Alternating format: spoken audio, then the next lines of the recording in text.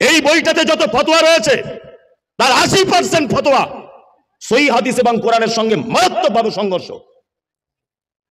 অথচ একদল মানুষ তারা নিজেকে হানাফি বলছে, নিজেকে দেওবন্দি বলছে, নিজেকে অমুক বলছে, নিজেকে তমুক বলছে, এই বইয়ের ফতোয়া দিয়ে সমাজ চালাচ্ছে, অথচ সহিহ হাদিস এবং কোরআন বাদ। মুমতাজুল ইসলাম নামে এক ব্যক্তি সে ফতোয়া আলমগীরিকে সামনে রেখে একাধিক মাসআলার ভুল ব্যাখ্যা করছে আর মানুষকে ভুল বোঝানোর চেষ্টা করছে। সে এক জায়গাতে দাবিও করেছে যে ফতোয়ায়ে আলমগীরির মধ্যে অধিকাংশ মাসআলা ভুল লিপিবদ্ধ আছে, অধিকাংশ মাসআলা ভুল লেখা হয়েছে। আমি অধম গুলজার আলী মিসবাহি দায়িত্বশীলতার সঙ্গে এই মুমতাজুল ইসলামকে চ্যালেঞ্জ করছি যে আপনি যে দাবি করেছেন যে ফতোয়া আলমগীরিতে অধিকাংশ ফতোয়া আলমগীরির মধ্যে ভুল লেখা আছে, নাউযুবিল্লাহ, তো আপনি মানুষের কাছে এই রকম মেসেজ দেন না। যদি আপনি বাস্তবে আলমগীরিকে পড়তে পারেন আর ওই মাসালা বুঝতে পারেন, তাহলে সরাসরি আমাদের হানাফি মাযহাবের যারা অনুসারী তাদের সঙ্গে বসেন।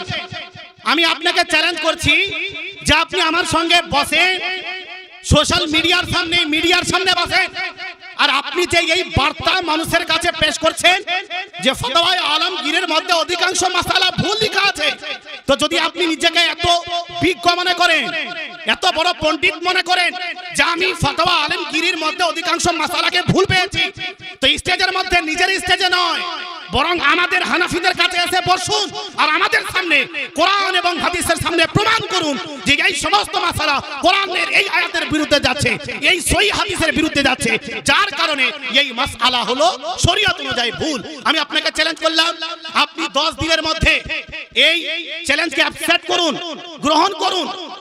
আর এটা আমার পক্ষ থেকে চ্যালেঞ্জ নয়, যেহেতু আপনি দাবি করেছেন আপনাকে প্রমাণ করতে হবে।